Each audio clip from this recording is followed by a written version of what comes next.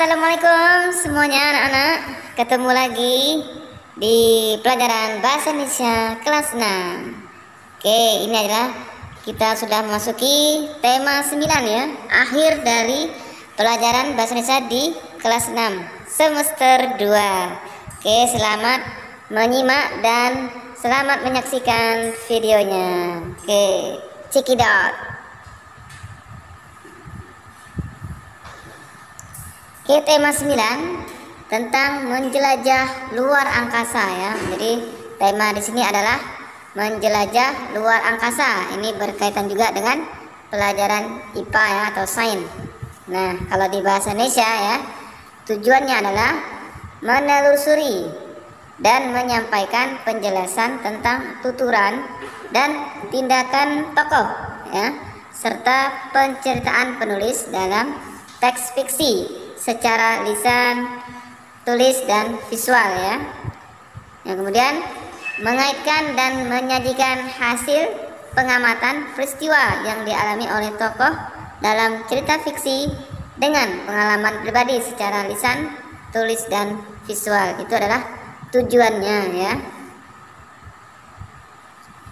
Oke, yang bagian A, menelusuri tuturan dan tindakan para tokoh serta penceritaan penulis pada teks fiksi. Apa itu teks fiksi ya? Adalah teks yang berupa rekaan ya atau khayalan. Dalam sebuah teks fiksi biasanya terdapat tokoh yang berperan di dalamnya. Tokoh tersebut akan membangun jalannya cerita dari awal hingga akhir. Melalui tuturan dan tindakan langsung dari tokoh atau berdasarkan penceritaan penulis, pembaca dapat mengetahui unsur-unsur apa saja ya yang ada dalam cerita tersebut. Oke ya, silakan kalian dengarkan ya audio berikut ini. Kemudian tentukan peristiwa yang dialami para tokoh melalui penceritaan penulis.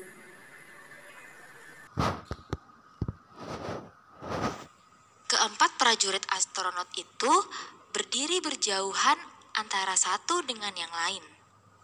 Di sekeliling mereka, gundukan abu menghampar sejauh mata memandang dengan lingkaran di bawah terbuka di mana-mana. Ada yang sebesar mangkuk, ada yang melebar sampai radius ratusan kilometer. Langit di atas membentang pekat dan menampilkan kilau bintang gemerlap. Tidak ada atmosfer. Bola panas yang mereka kenali sebagai matahari menggantung gagah di langit, jauh lebih besar dari matahari di bumi, dengan bias cahaya yang mengantarkan hangat dan nyaris membutakan seperti berada di ruang studio yang terus-terusan disinari lampu sorot raksasa. Angin panas berembus dari segala arah, tetapi masih dalam batas toleransi. Ia menerpa wajah dan membuat tubuh mereka berkeringat. Dengan susah payah, mereka berusaha berjalan melewati gundukan abu yang merendam kaki sampai setengah betis. "Sekarang kita kemana?" tanya sang kapten.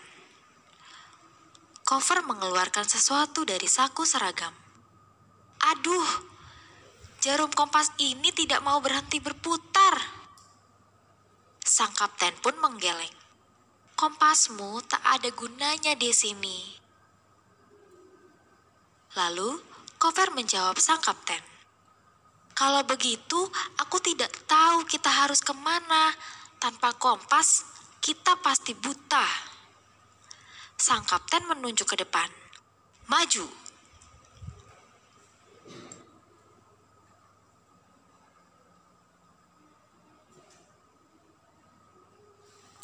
Oke, baik ya. Itu adalah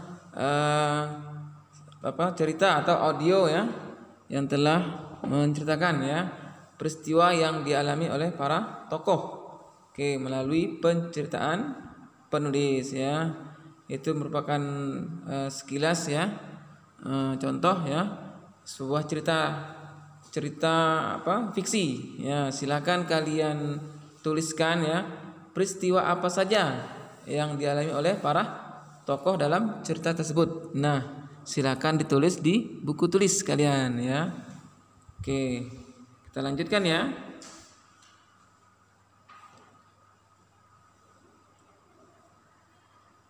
Oke, untuk berikutnya yang bagian B adalah menyampaikan penjelasan tentang tuturan dan tindakan para tokoh serta penceritaan penulis pada teks fiksi. Menyampaikan isi cerita dapat dilakukan secara tertulis, lisan ataupun visual. Penyampaian secara visual dapat dilakukan dengan menggunakan gambar berseri seperti dalam komik. Ya, itu ya. Oke, kemudian untuk kegiatan 9.2 adalah menyampaikan penjelasan tentang tuturan dan tindakan para tokoh serta penceritaan penulis pada teks fiksi.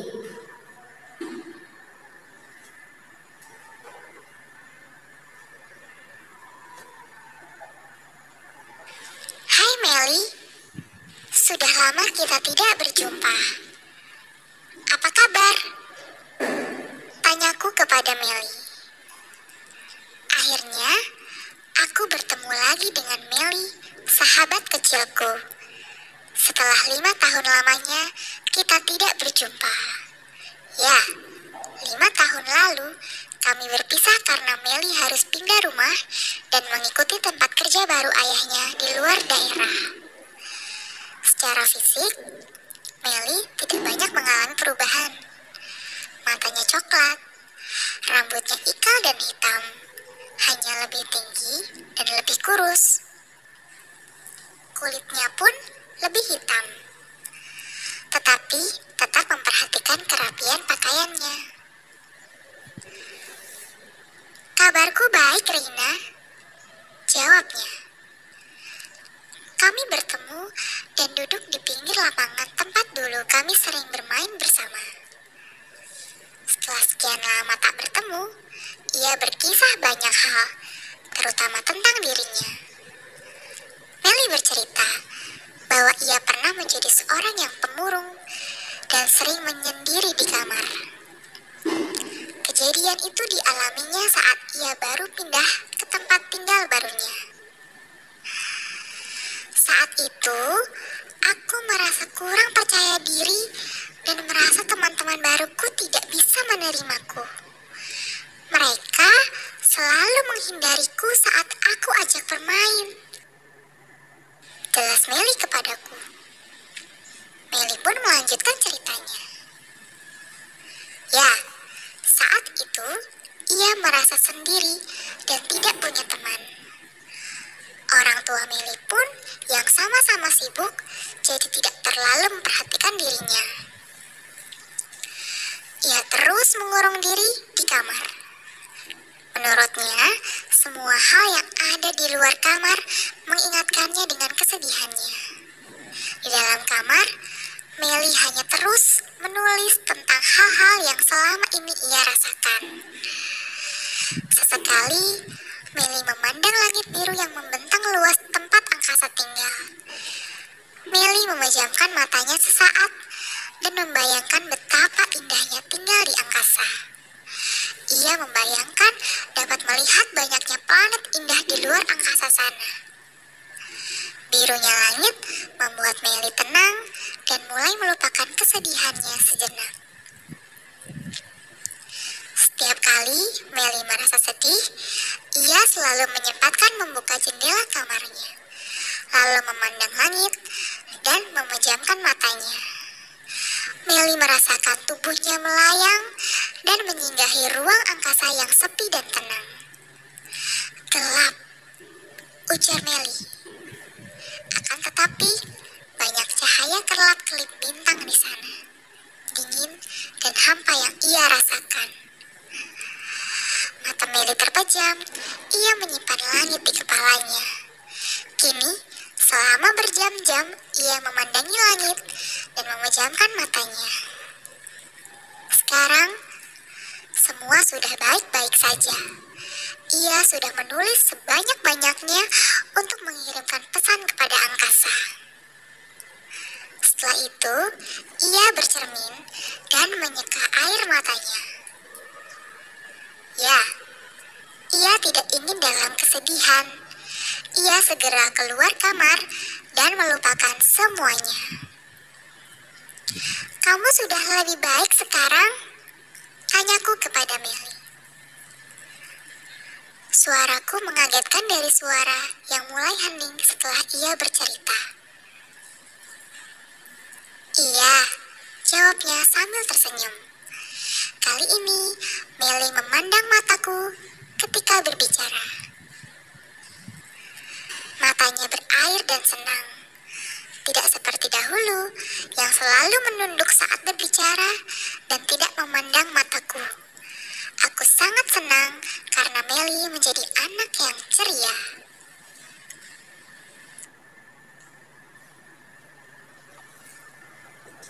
Oke, baik ya anak-anak ya. Itu ada cerita fiksi tadi ya.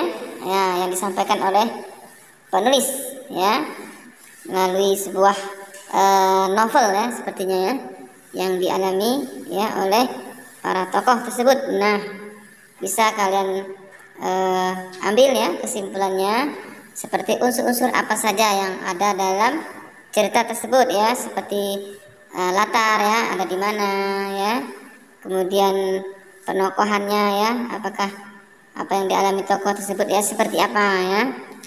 Nah, kemudian latar waktu ya, kapan terjadinya, apakah malam atau siang ya, atau pesan dan pesan atau amanat yang disampaikan oleh tokoh tersebut ya atau penulis pada cerita tersebut ya. Oke anak-anak ya, kita lanjutkan yang bagian C, mengaitkan peristiwa yang dialami tokoh dalam cerita fiksi dengan pengalaman pribadi. Walaupun dibuat berdasarkan imajinasi penulis, peristiwa dalam cerita fiksi seringkali diambil dari kejadian yang kita alami dalam kehidupan sehari-hari. Tidak hanya peristiwa saja loh, sifat para tokoh dalam teks fiksi umumnya disesuaikan dengan sifat manusia dalam kehidupan sehari-hari loh. Menyajikan hasil pengaitan peristiwa dalam cerita fiksi dengan pengalaman pribadi. Langkah-langkah menyajikan pengaitan peristiwa dengan pengalaman pribadi diantaranya: 1. Tentukan cerita fiksi yang akan kamu kaitkan dengan pengalaman pribadimu. 2.